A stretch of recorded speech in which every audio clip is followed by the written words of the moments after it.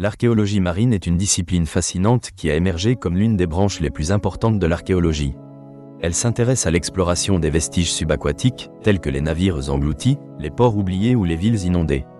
Cette spécialité allie l'histoire et l'exploration maritime, offrant des perspectives inédites sur les sociétés anciennes et leur interaction avec l'environnement marin.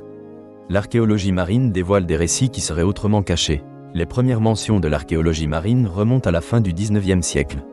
La découverte de l'épave de la Mary Rose, vaisseau amiral de Henri VIII, en est un exemple emblématique. Son exploration dans les années 1980 a marqué un tournant. Les chercheurs ont retrouvé des milliers d'artefacts permettant de reconstituer la vie à bord. Cette exploration a également démontré des techniques de conservation et de récupération d'objets autrefois inaccessibles. L'archéologie marine touche divers lieux d'études. Le bassin méditerranéen, riche en histoire maritime, offre une vaste source d'informations. Les épaves grecques et romaines fournissent des aperçus précieux sur le commerce et la culture de l'Antiquité. Par exemple, l'épave d'un navire romain au large de la Sicile a établi des liens entre différentes civilisations. Les côtes nord-américaines présentent également des trésors engloutis. Les épaves de navires de l'ère coloniale, comme celles des flottes espagnoles ou françaises, témoignent des luttes coloniales. La découverte du navire espagnol Nuestra Señora de Atocha, qui a sombré en 1622, a notamment suscité un intérêt croissant pour l'archéologie marine. Dans le Pacifique, l'exploration des épaves polynésiennes révèle des informations sur les migrations des peuples océaniens. Ces découvertes mettent en lumière les capacités maritimes et les réseaux d'échanges culturels existants avant l'arrivée des Européens.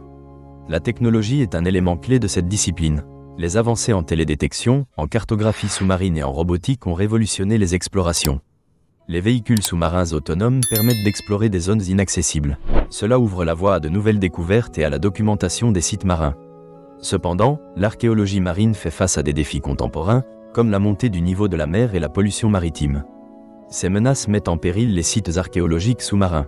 Par exemple, la ville submergée de Pavlopétrie, en Grèce, est de plus en plus exposée à l'érosion. La question de la préservation de ces trésors pour les générations futures se pose. Une dynamique nouvelle émerge avec la collaboration des communautés locales.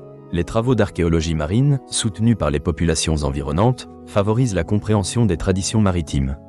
L'expérience des peuples autochtones enrichit les études et donne lieu à des projets communautaires. L'archéologie marine promet encore de nombreux secrets à révéler. Les technologies en évolution offriront de futures possibilités d'exploration. La combinaison d'une étude scientifique rigoureuse et d'une gestion durable des ressources maritimes est essentielle pour garantir la recherche archéologique. La richesse de l'archéologie marine ne se limite pas à la quête de trésors. Elle nous pousse à réfléchir à nos liens avec la mer et à l'histoire partagée des civilisations. Chaque épave et chaque artefact représente une page de l'histoire humaine, rappelant que notre passé est souvent enfoui sous les vagues. Dans un monde axé sur l'immédiateté, cette discipline nous invite à prendre du recul et à méditer sur notre place dans le récit de l'humanité. L'archéologie marine est bien plus qu'un domaine de découverte, c'est une fenêtre sur notre histoire commune. Elle nous aide à explorer nos racines et à comprendre les choix qui ont façonné nos sociétés. En naviguant dans les défis contemporains, cette discipline continuera de préserver un héritage précieux. Chaque nouvelle découverte enrichit notre rapport au temps, aux civilisations passées et à notre environnement. L'humanité doit s'engager à maintenir ce dialogue entre le passé et le présent pour garantir que ces récits occupent une place dans notre conscience collective.